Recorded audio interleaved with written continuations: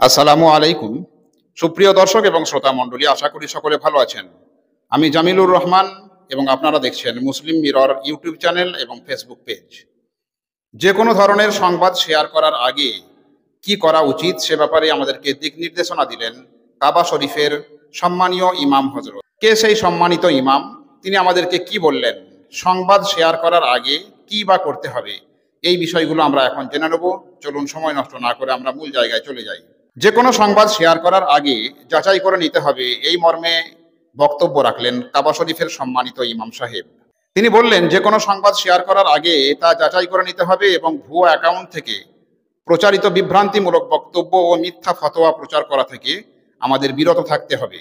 এই মন্তব্য যিনি করেছেন তিনি হলেন মসজিদুল হারামের ইমাম এবং খতিব শায়েখ ইয়াসির আদ-দোসারি। শুক্রবার অর্থাৎ 1 আগস্ট জুমার খুতবায় মুসলিম জাতির প্রতি তিনি এই আহ্বান জানিয়েছেন। সোশ্যাল মিডিয়া ব্যবহারকারীদের সতর্ক করে তিনি বলেন, বিভিন্ন অ্যাকাউন্ট থেকে উদ্দেশ্যমূলক মিথ্যা তথ্য ছড়িয়ে অন্যের সুনাম ক্ষুণ্ণ করা এবং সমাজে বিভাজন সৃষ্টি করার চেষ্টা করা হয়। তিনি বলেন, কে কি প্রকাশ করেছে বা করছে এবং শেয়ার করছে এ বিষয়ে প্রত্যেককেই আল্লাহর নিকট দায়বদ্ধ।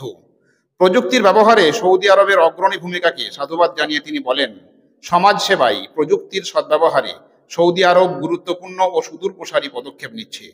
তবে প্রযুক্তির অপব্যবহার সম্পর্কেও সতর্ক দৃষ্টি রাখতে হবে।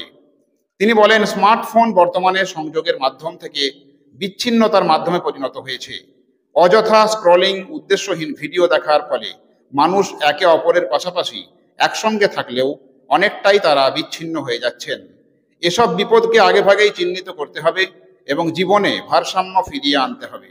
তিনি অভিযোগ করেন, ভুয়া অ্যাকাউন্টের মাধ্যমে ইচ্ছাকৃতভাবে মিথ্যা ছড়ানো এবং আলেমদের নামে ভুল ফতোয়া প্রচার করে পরিকল্পিতভাবে অপপ্রচার চালানো হচ্ছে।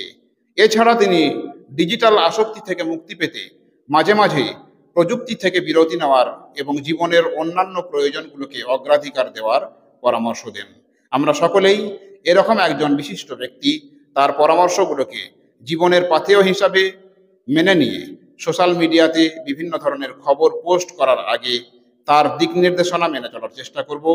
আমরা পরবর্তী ক্ষেত্রে আবার এই ধরনের উল্লেখযোগ্য খবর পেয়ে থাকলে সঙ্গে সঙ্গে আপনাদের সঙ্গে শেয়ার করব।